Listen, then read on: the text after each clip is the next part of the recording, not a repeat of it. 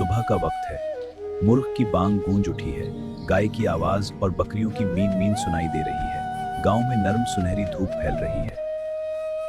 नरम सुनहरी धूप गांव पर फैल रही है।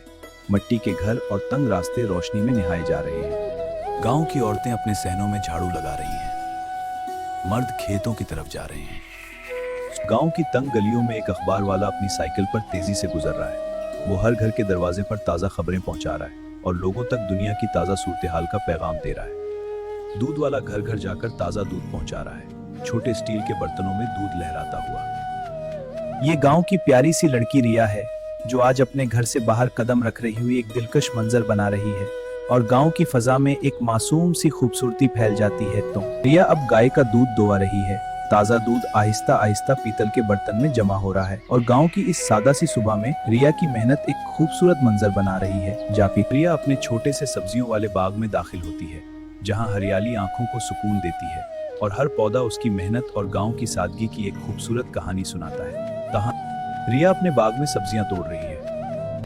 वो आलू, हरी मिर्च, हरा धनिया और प्याज चन रही है और गांव की सादा सी जिंदगी का ये मंजर बहुत खूबसूरत लग रहा है। रिया हैंडपंप के ठंडे पानी से ताज़ा सब्जियां धो रही है। आलू, हरी मिर्च और धनिया बिल्कुल साफ हो रहे हैं और ये सादा सा मंजर दिल को एक पुरस्कून सा एहसास दे रहा है, जैसे वक्त भी थम गया हो गया। उनसे मिलिए।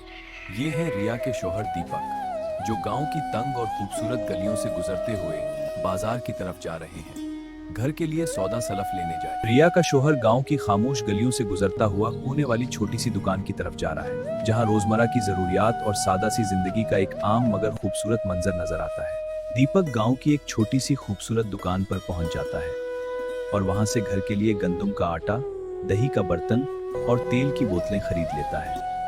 दीपक सामान लेकर घर वापस आ जाता है। वो सामान रखकर अपने काम की तरफ दोबारा रवाना हो जाता है और गांव की सादा सी जिंदगी अपनी रफ्तार से चलती रहती है। रिया अपने शौहर के लिए खाने की तैयारी शुरू करती है। वो चूल्हे में गोबर के उपले और लकड़ी की सोतियों से आग जलाती है और आहिस्ता आहिस्ता आग जलकर भड़क उठती है। आटा आहिस्ता आहिस्ता गूंदा जा रहा है। नरम और हमवार सा आटा देसी तरीके से तैयार हो रहा है और रिया की मेहनत से चूल्हे के पास एक सादा मगर खूबसूरत मंजर बन रहा है। रिया ने आटा अच्छी तरह गूंद लिया है। अब वो उसे गीले कपड़े से ढांप कर कुछ देर के लिए रख देती है, ताकि आटा नरम और अच्छा तैयार हो सके। तो आटा गूंदने के बाद रिया छोटे से चूल्हे पर एक बर्तन में आलू उबाल रही है।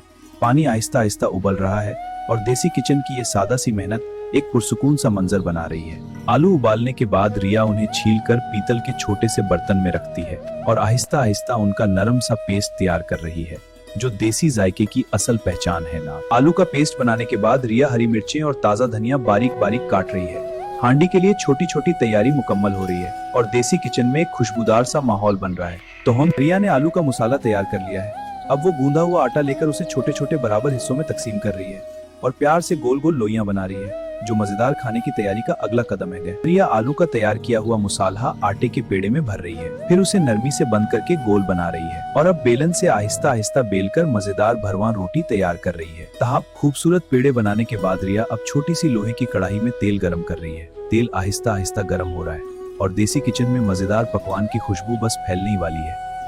तेल अच्छी तरह गर्म होने के बाद रिया एक एक करके खूबसूरत सी पूरियों को कढ़ाई में डाल रही है। पूरियों तेल में पड़ते ही फूलने लगती हैं और सुनहरी रंग के साथ एक दिलकुश मंजर बन रहा है। तो हम पूरियां गर्म तेल में जाते ही खूब फूल रही हैं। रिया छोटी सी चमची से हल्का सा दबाकर उन्हें सुनहरी और क्रिस्पी बना रही है और हर पूरी निहायत खूबसूरती से तैयार हो रही है। पूरियां तैयार होते ही रिया उन्हें जालीदार चम्मच से निकाल रही है और सुनहरी पूरियों को प्लेट में रख रही है, ताकि इजाफी तेल निकल जाए और जायका और भी मजेदार हो जाएगा। तैयार शुदा पूरियां रिया एहतियात से प्लेट में रख रही है और साथ ही आलू वाला सालन भी डाल रही है, जिससे ये सादा सा खाना एक मुकम्मल और मजेदार देसी थाली बन जाता है। सब कुछ तैयार करने के बाद रिया अब सलाद और रायता बना रही है। वो दही में ताज़ा खीरे और मसाले मिला रही है और एक ठंडा सा मजेदार रायता तैयार हो रहा है, जो खाने का जायका और बढ़ा देगा। दीपक, जो दिन भर काम करके थक हार कर वापस आता है, वो किचन के पास बच्ची चारपाई पर आकर बैठ जाता है और कुछ देर के लिए आराम करता है, ताकि अपनी थकन उतार सके।